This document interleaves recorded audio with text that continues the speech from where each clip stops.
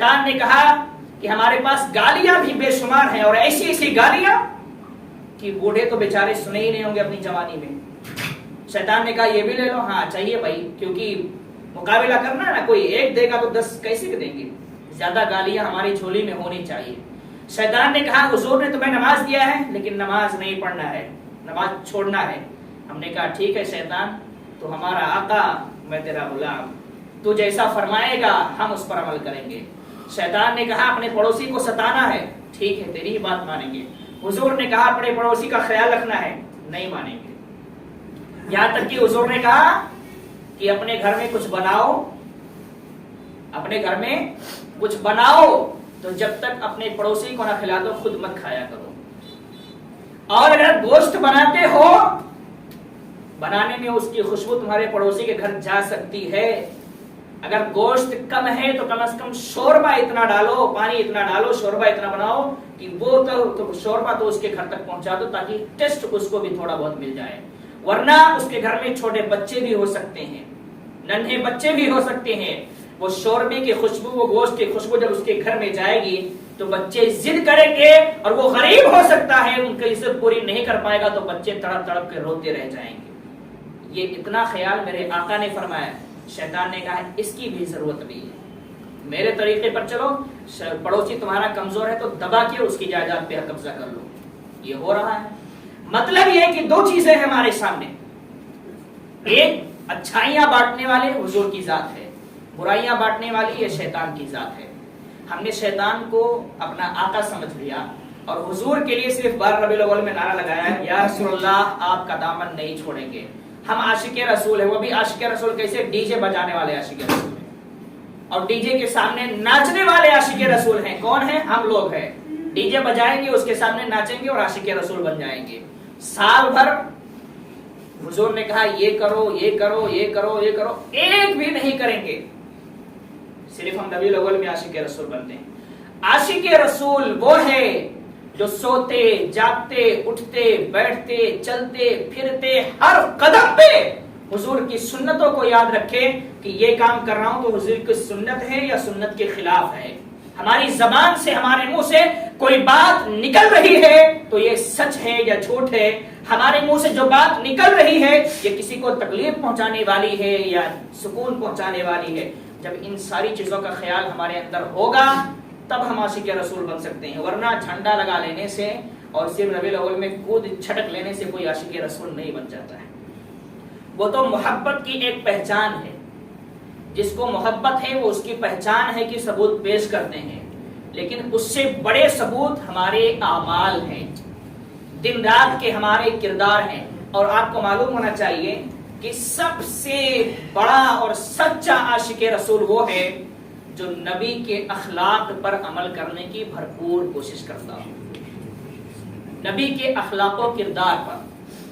اب اخلاق و کردار آپ کے کیا تھے، اس کو سمجھنا ہے تو حضور کی پوری زندگی پڑھنا پڑے گا۔ لیکن افسوس یہ ہوتا ہے حضور کی زندگی پڑھنے کے بجائے حضور کا نام تک ہمارے مسلم بچوں کو نہیں معلوم ہے۔ مسلمان بچے کیا کرتے ہیں، آپ پوچھ لو حضور کا نام کیا ہے تو کہیں گے حضور صلی اللہ علیہ وسلم۔ آپ کہو رسول کا نام کیا ہے تو کہیں گے رسول صلی اللہ علیہ وسلم۔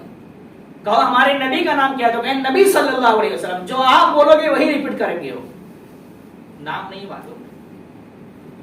حضور کے خاندان میں سے کسی کا بھی نام آپ پوچھ لیجیے، آج اکثر کی حالت یہ ہے انگلی اٹھا دیں گے، کچھ نہیں آتا۔ ہاں ہاں لا ادری، ہم نے سنا تھا کہ قیامت میں لوگ کہیں گے، لیکن آج لوگ یہی کہہ رہے ہیں ہاں ہاں لا ادری، افسوس مجھے کچھ نہیں آتا، مجھے کچھ نہیں معلوم ہے۔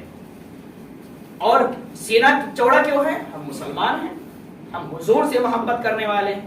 حضور سے محبت کیسی کرنے والے ہیں؟ ایسی محبت کہ میرے سامنے کوئی ٹک ہی نہیں سکتا۔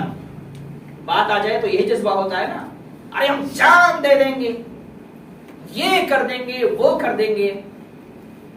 جان دینے نہ دینے کی بات تو کبھی حضور نے کی ہی نہیں ہے۔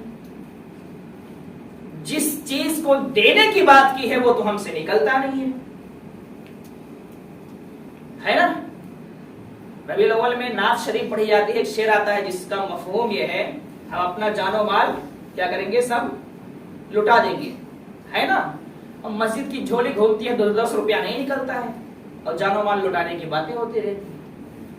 اب سوچو اگر میں غلط کہہ رہا ہوں تو مجھے میری اصلاح کر دیجئے گا، لیکن میں اگر سچ کہہ رہا ہوں تو تنہائی میں بیٹھ کے غور کیجئے گا کہ ہم جو کچھ کہہ رہے ہیں اپنی زبان سے کیا حقیقت میں اس پر ہمارا عمل ہے یا نہیں ہے۔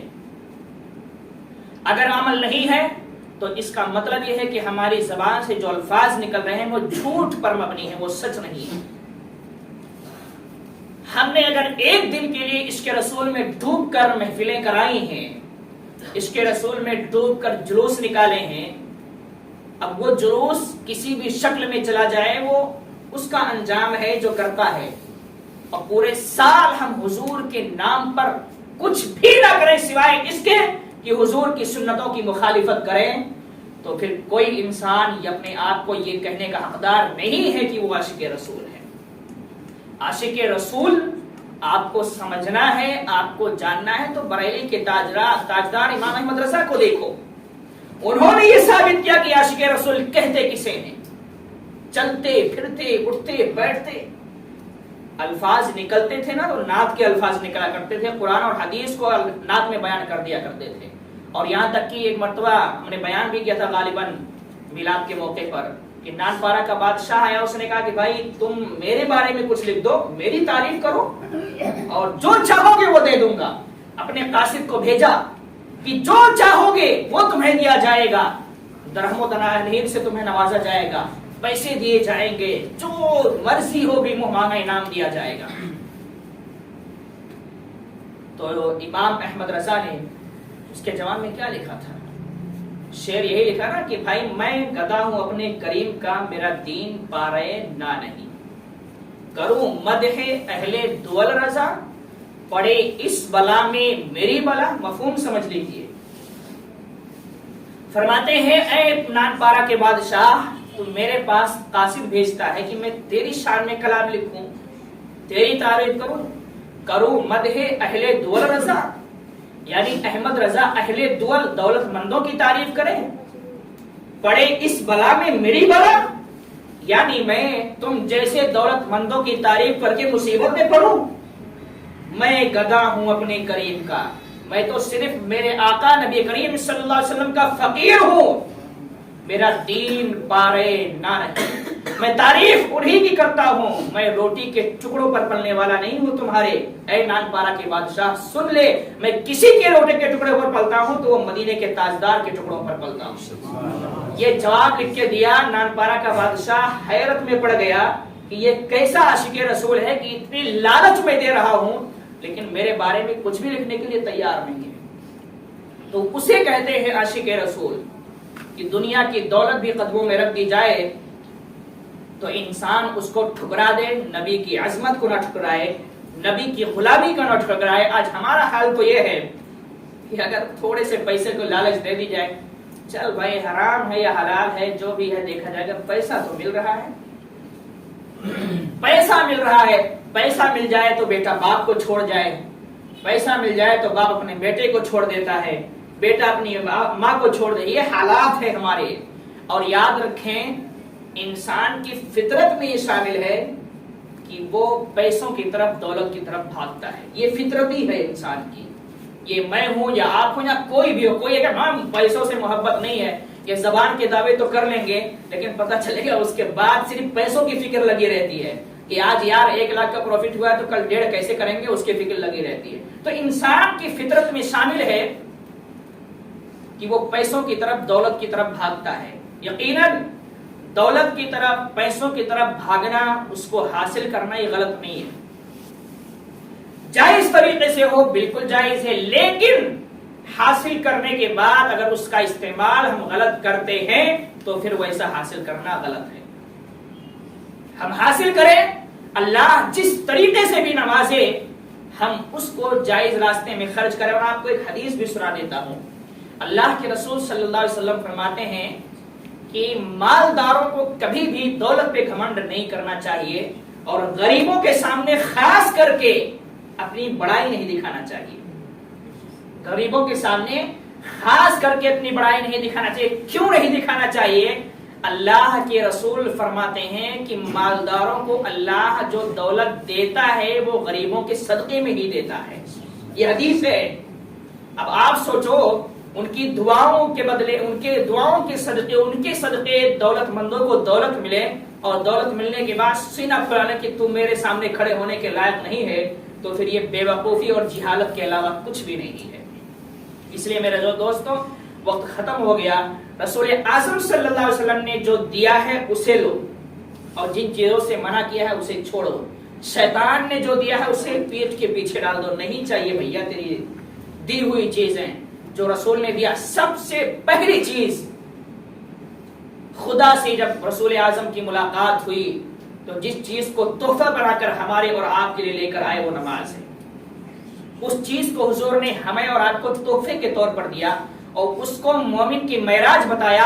اور معراج کا مطلب ہی یہ ہوتا ہے کہ اس کو ادا کرو گے تو بلندی مل جائے گی, تمہیں کوئی بلندی سے روک ہی نہیں سکتا ہے.